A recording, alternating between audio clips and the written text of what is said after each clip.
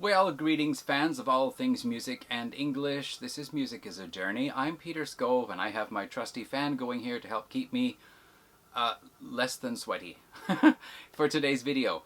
So today's video actually is a video that I've had on my list for a little while, and in fact I actually had two different ideas which were kind of similar, so I put them together. And this is about eponyms, eponymous albums, eponymous songs. Now I almost hesitated to do this because very recently in the vinyl community there was a contest, that actually still going on right now, put out by Steve at All the World's a Stage, for acronyms. And that turned out to be a lot of fun because big discussion came up of exactly what is an acronym and what is an abbreviation and what is an initialism, and can initialisms be acronyms, and so on.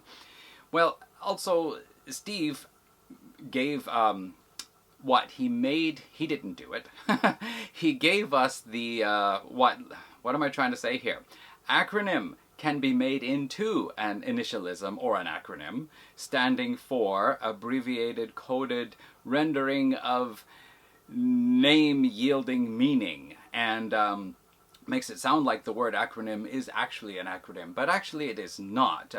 Acronym actually is one of many nym words. You'll probably know some of them, such as synonym, words having a similar meaning, such as nice and kind having a similar meaning, or kind and type or sort having a similar meaning, or sort and organize having a similar meaning. It's no wonder some people think English is confusing.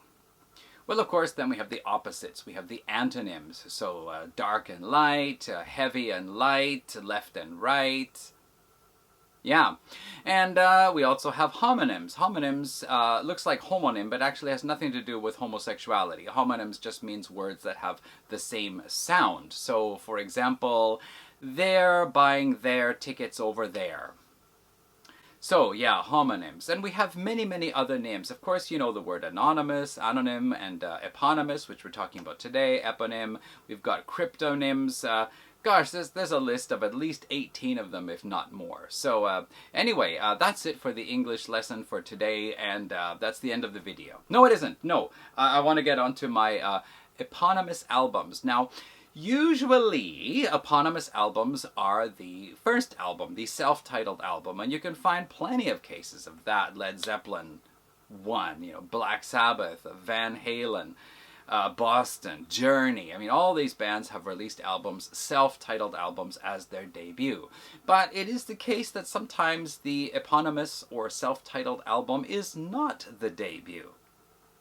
And so that's actually something I thought about last year when I was doing my Whitesnake video. And so that's what we're going to do today. First part is we're going to take a look at eponymous albums that are not the debut, or late eponymous albums. So talking about Whitesnake, actually I do not have a CD copy of their 7th album, self-titled album, Whitesnake. What I have is a collection called Here I Go Again, which is Slide It In, Whitesnake, and Slip of the Tongue, all on a 2-disc set. Whoop-de-doo! Yeah, so that's cool. So Whitesnake's 7th album was entitled Whitesnake, and this had me thinking, why do bands have a self-titled album? At least as a debut, it kind of makes sense. Like Led Zeppelin, here they are. Bada boom, bada bing, But why would you self-title an album later on? Well, one reason is possibly because you are saying, like, this is the band, this is the sound, this is what you're going to expect to hear from us. And of course, Whitesnake started out as a blues-based rock, sometimes a little bit hard rock band throughout their first 6 albums. And then there was this whole big thing. I think there was, I did my first 10 albums of Whitesnake last year, and I've forgotten almost everything, but I remember David Coverdale having some vocal trouble. I remember there being some trouble with the record label or payment. I remember at least Cozy Powell and maybe one other member couldn't get their pay or something like that, in spite of the fantastic album sales of Slide It In.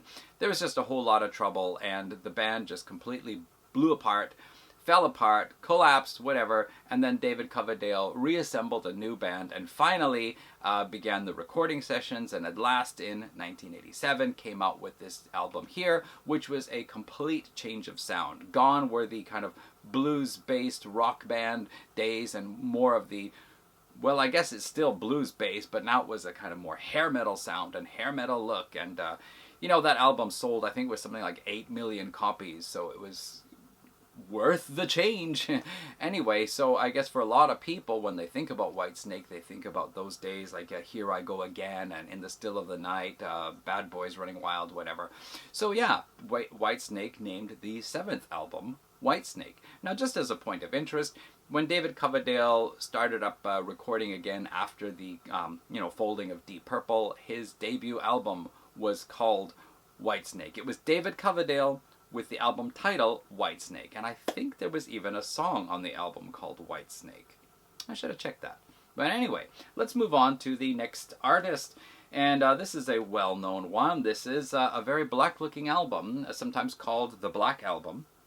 Why not? Beatles had the White Album, and it is actually a self-titled album by Metallica, their 5th album, this black one here. Now, it's interesting because Metallica's sound did progress over their first 4 albums. We had a very thrashy beginning with Kill 'Em All, and then Ride the Lightning got really heavy and thrashy, and then Master of Puppets started to get more musically advanced, more even than Ride the Lightning, and then Injustice for All was really like stepping forward in a way, but actually I haven't heard it for a long time, so I'm not going to comment anymore on that. But then we come to the Black Album, and it does retain still some of the thrash elements. However, I remember the producer, I forget who it was now, during the recording of And Justice for All, he said, you know, James, you can actually sing. You don't have to, you know, as a thrash metal vocalist, you can do that kind of barked, shouting vocal style, but James can actually sing. So he said, let's get you singing on this album a little bit. And I think that carried on with this album here too. There are songs like Unforgiven and where we just can hear he's actually singing. But yeah, this is, I think it's their biggest selling album. Of course, Enter Sandman is on here, and The Unforgiven. I have not listened to this album for a long time either, but I see Holier Than Thou is on here. Sad But True, that was a good one. Of Wolf and Man, I think, was one of my favorites for the riff. Don't Tread on Me. Maybe I should listen to this again. But anyway, that is the 5th album by Black Sabbath. This is the 5th album by Metallica. It is the Black Album, and it is a self-titled album. So next up, this is actually the 12th album. According to Wikipedia, I didn't actually count myself. This is the 12th album of Dream Theater, and it is a self-titled album. So why was this album self-titled? Does anybody know? Any of you Dream Theater fans out there know? Well, I don't. I didn't look into it. However, it's interesting to note that the basic 4 members that we've had since the 2nd album, we lost one of them along the way here. Of course, the keyboard player was changed a little bit, but let's just say from... ooh, geez, when was it now? Somewhere along the way, we had several albums put out by the same 5 members then, alright? And, of course, the album before this was the first one released without Mike Portnoy. Big story about that, not going into that in detail right now, but anyway, he decided to put the band on hold or take a break from the band. The band decided to continue on without him. Mike Mangini was brought in on drums, and he played on the album before this, A Dramatic Turn of Events. And I guess they found, well, hey, we can chug on and put out a very good album without Mike Portnoy, so let's say this is Dream Theater. Which is kind of interesting, because they did put out 4 albums with that lineup before Mike Portnoy decided to come back, and we're looking forward to a new Dream Theater album with Mike Portnoy on the drums. Jeez. Okay, so anyway, the 12th album is a self-titled album, and possibly as a statement to say we can continue on without Mike and we're doing fine. Is it a good album? I think it's not bad. Certainly there are some cool tracks on here. Not as strong as some of the more classic ones, but it's decent enough. Okay, now let's go back in time a little bit, much more back in time, and take a look at the 3rd album by this band. This is Deep Purple. Their 3rd album was a self-titled album, which is very interesting because it is the same 5 members that we've had for the since the beginning anyway, since the first album. Same 5 members, the Mark I lineup. And what's interesting is that they should call themselves Deep Purple, because we see them advancing from the first 2 albums, which were very similar. They're becoming, the sound is changing, they're introducing that orchestration by John Lord a little bit more, and I guess for some reason they decided that this, I don't know who decides these things, but somebody decided that this should just be a statement that this is Deep Purple. The other albums, that was the kind of, gearing up, but this is Deep Purple. And of course, soon after this, Rod Evans and Nikki Simper were fired from the band, or told to, anyway, go off and do something else, and Ian Gillan and Roger Glover came in, and then the band completely changed their sound around for the next studio album in rock. So, yeah, why did they call it Deep Purple? I don't know. Probably it had pretty good positive vibes at the time, or maybe just nobody could think of anything else better. Okay, maybe some of you will know this one. Strapping Young Lad, Devin Townsend's, I wouldn't say it's his original band, but the band that made him popular after he left with Steve Vai. So this is their third album, and it is a self-titled album. The second album, City, that was a big hit, a kind of industrial, late 90s, very heavy, very aggressive, very angry industrial album. Big, big hit. Everybody loved it. And they followed up with something. Now, in between the City and the self-titled album, Devin had been exploring his Devin Townsend side, which also included some heavy tracks, but also some other different things, some more ambient things, experimental things, mixed styles, and he had, of course, the Ocean Machine, Biotech, Infinity, Physicist, and I think it was around the time of the Devin Townsend Band that Strapping Young Lad finally came out with a new album. And it is a pretty good, solid, heavy album, but a lot of people were disappointed that it wasn't City Part 2. Nevertheless, Strapping Young Lad, and they actually had a song on the debut album, which was called SYL, which could have been in the acronym thing, if it's really an acronym, not an initialization. Alright, now we're going to get into something a little bit weird here. So this is Chilliwack. This is their second album from 1970. And the curious thing is, okay, so the second album was a self-titled album. The thing that's weird about it is that their debut album as Chilliwack was also called Chilliwack. So the debut album on one record label is called Chilliwack, and the sophomore album on another label is also called Chilliwack. That's kind of confusing. Which is your favorite album by Chilliwack? Well, I like Chilliwack. Which one is that? The first one or the second one? Yeah, so anyway, of course, from there on, they were a band that were pretty big in Canada, had a little bit of success in the US, but yeah, their first and second albums are called Chilliwack. Eponymous.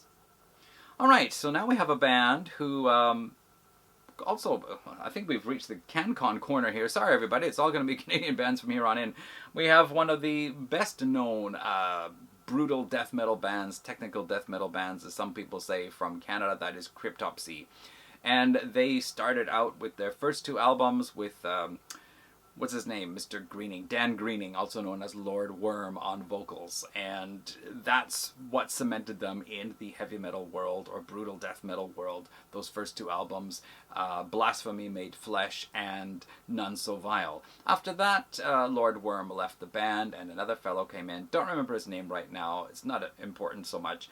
They did two albums with him, then he left, and then Lord Worm came back, and then things didn't go well with them, so he left, and then they decided to do a change of direction and go into a more metalcore sound, bringing in a person on keyboards, and bringing in a new singer from a more metalcore type, that was Matt McGachy, and that next album was probably their absolute least fan favorite. A lot of people really said, don't become a metalcore band, it's terrible.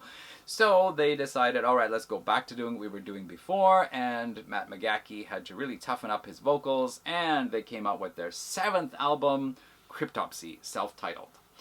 Now, a lot of people would say this album is not as good as 3 or 4 of their other ones. Maybe at least 3 of their first 3 albums are probably better than this one, a lot of people will say.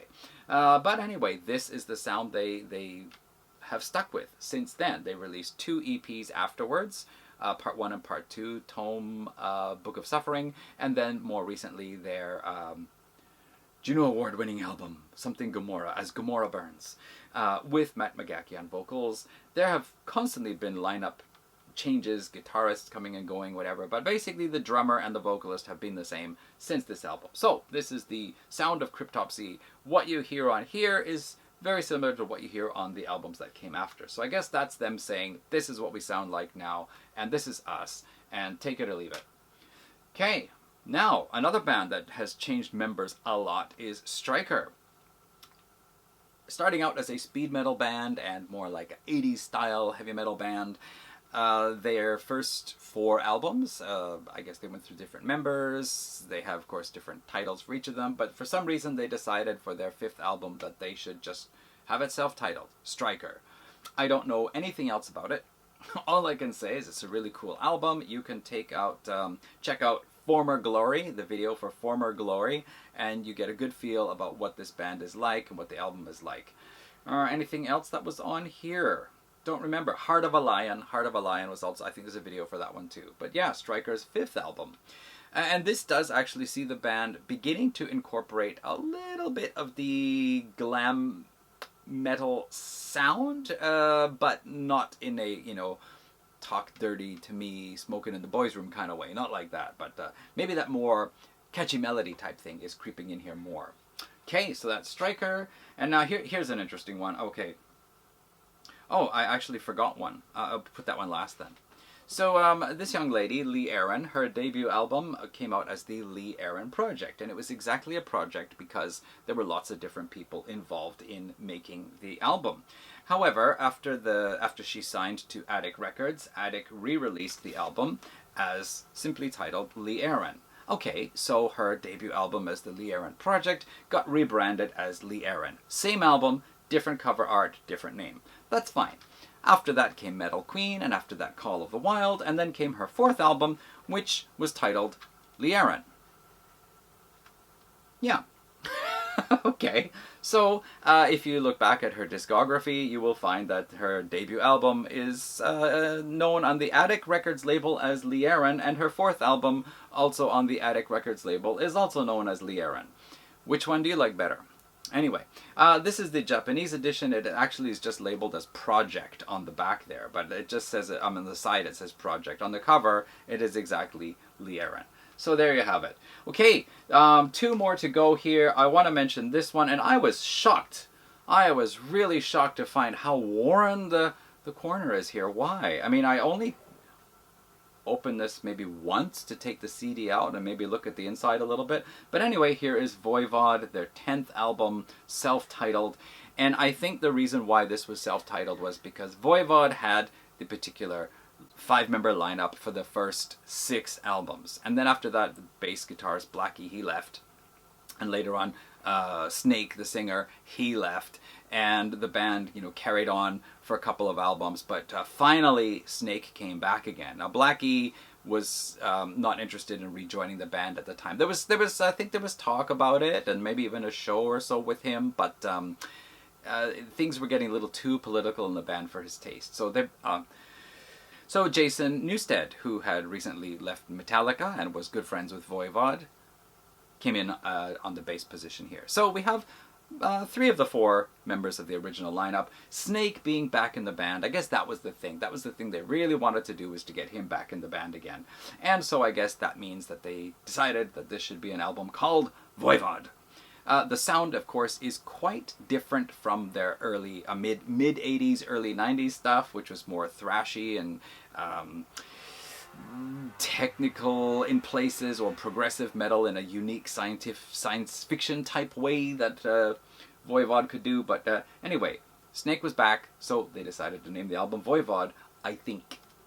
Okay, one other one I wanted to mention. I actually forgot about this because it's sitting on the floor. I have this on CD now, but I'm going to show you this ratty old record here. This is Grand Funk Railroad, their 2nd album, which they just titled as Grand Funk. Did I actually say Grand Funk Railroad anywhere here? Nope. So I guess they were supposed to be known simply as Grand Funk. I don't know if they actually were after this. I forget. But anyway, this was a self-titled album, just with the title of the band shortened, 1 word kicked off.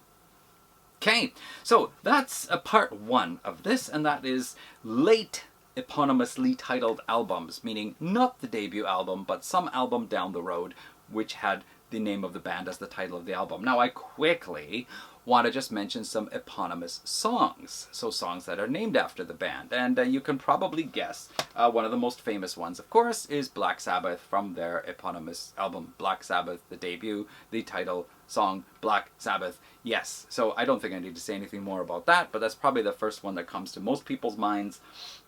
Behind me, falling face down here, this is Iron Maiden. Following in Black Sabbath's shoes, I guess, the debut album is called Iron Maiden, and the final track on here is also called Iron Maiden. But yeah, pretty cool. I think both songs, well, the Black Sabbath one is really a signature song of Black Sabbath and the whole genre itself. Like, that is the song a lot of people say that's where things became metal. Iron Maiden, it is a very good song, certainly a cool song off the album, but it never became a signature song of theirs, unless maybe early on it was, I don't know. But I think it's a great song, and I think it's a great album. Okay, moving along, we've got Voivod again. Yes, from their debut album, War and Pain. Track 1 is called Voivod, and that tells the story of this character here, who actually was the main character appearing on their first 5 albums. And apparently he appeared again on the Phobos album for the 6th album featuring the Voivod character, and there was a 7th album recorded, but it has never been released. So anyway, Voivod, again with a song, Voivod, but not from the album called Voivod. And the reason why I actually thought of this in the first place was a few videos back I talked about Virgin Steel, their debut album, self-titled, and there is a song on here called Virgin Steel, which is actually one of the cooler tracks on the album. So this is an American band from New York, heavy metal band, 80s metal band. Well, I don't know if they're still going now, but some years back they had another album out. They've got quite a discography. More of this early American power metal, but with a lot of organ and keyboards in there. Anyway, very cool stuff. The production on this is pretty weak, but I really like a lot of the songs on this album. And I'm going to be talking more about this one in a little bit. And joining that album in the same video I'm going to do a little bit later on, this is Manowar with their debut album, which is called, what is it called here? Battle Hymns, that's right. Oh, it says so down there. I couldn't see it. Yeah. Battle Hymns, Manowar, and there is a song on here. It is track number 5 called Manowar. Okay. You gotta love it. Like, I don't know what comes first. Does the song come first and then they name the band, or do they write a song as a theme for the band? Not sure. And we see the same thing happening here on the Exodus debut, Bonded by Blood. Track number 2 is called Exodus. And yeah, I think for what this album sounds like, that song Exodus is a perfect example of what the album sounds like. So that's pretty cool. Okay, we're gonna jump back to 1970 with Lucifer's Friend. Again, the kind of Black Sabbath move here. The album is called Lucifer's Friend. The final track is called Lucifer's Friend, and that's actually my favorite track from this album. Very, very cool stuff. So yeah, Lucifer's Friend. 2 more to go. I'm going to mention this next one here is kind of a disappointing one. This is Shonen Knife's 712 album, and I'll be doing a Shonen Knife history video coming up in a couple of weeks or so anyway. But this album was recorded in Los Angeles with an American producer and local bands kind of helping out, providing extra vocals and stuff on here, extra instrumentation. But the opening track is called Shonen Knife, and it is done almost like a quirky rap song. Now, Shonen Knife, as you may or may not know, they're more of a unique pop punk band, unique in that their lyrics are usually about food or cats or kind of strange things anyway. Not your typical band for sure. So to have an opening track called Shonen Knife is great, but it's like a rap, and you have this sampling in there. I think L7, the band L7 were contributing to this somewhat. And yeah, this like touchdown, the rap beat, and anyway, I don't like it. But we'll talk more about Shonen Knife in a couple of videos. And the last one I want to mention is this one here. Oh, wrong side. Let's go to this side. This is Maximum the Hormone's 2011 album, Yoshu Fukushu. What a brilliant album I think this is. This is an incredible album. All sorts of extreme music styles. including pop punk, mixed in individual songs, even 4 or 5 styles, sometimes in a single song. But there is a track on here, one of the final tracks, I think it's track number 14, which is called Maximum the Hormone, written in English. The band usually writes their name, well, you can't see it here. The band usually writes their name in this stylized katakana. There's not any good examples in here, so look at that. I just noticed they gave me a bookmark. I didn't know that. That's because this CD actually comes as a comic and a book or whatever. I've never tried to read it. It would be a lot of work for me to do so.